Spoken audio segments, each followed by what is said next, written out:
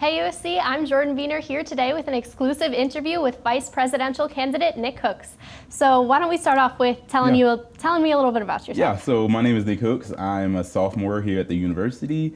I was originally born in New Orleans, Louisiana. I spent the past couple of years here in Columbia. My second semester of my freshman year, I had a great opportunity to intern with the mayor of Columbia. I served on the freshman council as well as being a Pillars for Carolina XM. Now I currently serve as the chairman of multicultural affairs in our 109th student senate appointed by our former vice president. So yeah. Great. So can you tell me why you decided to run for vice president this year? Yeah, so I've been a student government for a year and a half now, and it's not necessarily that I have a passion for student government, but that I have a passion for people, serving people. I believe that for a long time our student government we've pushed a lot of great initiatives, but at the end of the day, are these initiatives impacting our students? And so I decided to run for VP's office because, the VP's office is going to be focused on programming. And through our programs, I believe that we have an opportunity to really put forth changes that our students can truly feel in the classrooms, in their residence halls, in their classrooms, residence halls, and in their wallets. So that means, this isn't something that necessarily is on my platform, but pushing for more open educational resources. So, if that means that your teacher uses more open educational resources and you spend $200 on your textbooks next semester instead of $300, I think that makes a world of a difference. So I decided to run for VP because I truly want to move our student government to one that is truly working for our students and serving our people. And I believe that when we start to put forth changes that students can truly feel, then the apathy that is surrounded around student government will start to fall away. So speaking about affecting students, which of your policies do you think will affect the most students in the least amount of time?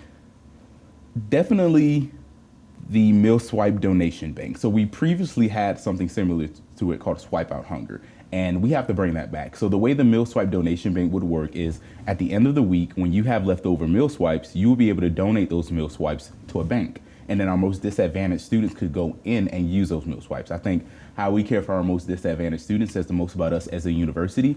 And this is something that we can get going next year. And so, there are disadvantaged students all over our campus. And I think in the least amount of time, that would be the policy that would affect the most students. Great. So what issue do you think is most prevalent for students on campus, and how do you plan to fix it? Mental health. I think mental health is definitely the most important issue on our campus. It impacts more students than what we know. It's not something you can see, and then there are many students who are struggling with it, and they don't say anything.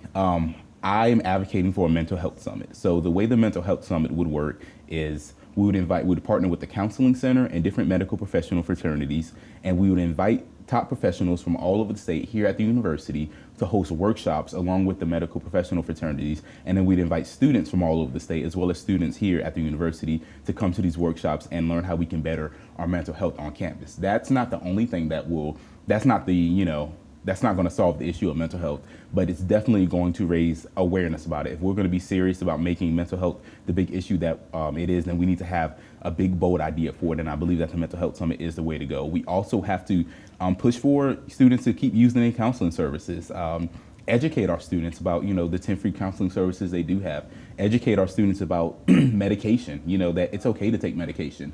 Medication works. And just breaking down this stigma around both medication and mental health in general in many different communities, because it is impacting more students than what we know, and it's slowing down a lot more students than we know. So I definitely believe that mental health is my top priority in the vice president's office next year.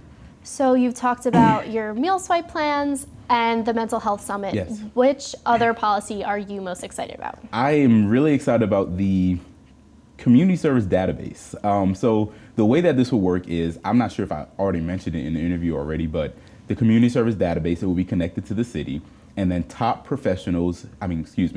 businesses in Columbia will be able to go into the database and put in their requests for community service, as well as student organizations and then Greek life chapters. And then students will be able to go into the database and fulfill those requests for community service. So if there is a sorority house that is fundraising for a dance marathon, community members, not just students at Columbia, can go into this database and see that, oh, we're doing a percent night at Chipotle. They're doing a percent night, and then community members can come in and go to this percent night, as well as if there's there's a business in Columbia doing something and they need requests for community service, students here at the university can go into the same database and see that they need help volunteers, and they can go volunteer. And so I strongly believe that, you know, we are a university centered right in the city, and we have to push for more effort to build the relationship with the city. And I know that Mayor Steve Benjamin would be ecstatic to work with us as a university on the community service database. It would help get us more involved with the city, and then the city more involved with us as a university. Yeah, that sounds like a great plan that could help a lot of people. Well, thank you so much for coming out today. And elections are February 27th and 28th. Be sure to cast your vote at mysc.edu. For SGTV News 4, I'm Jordan Beener.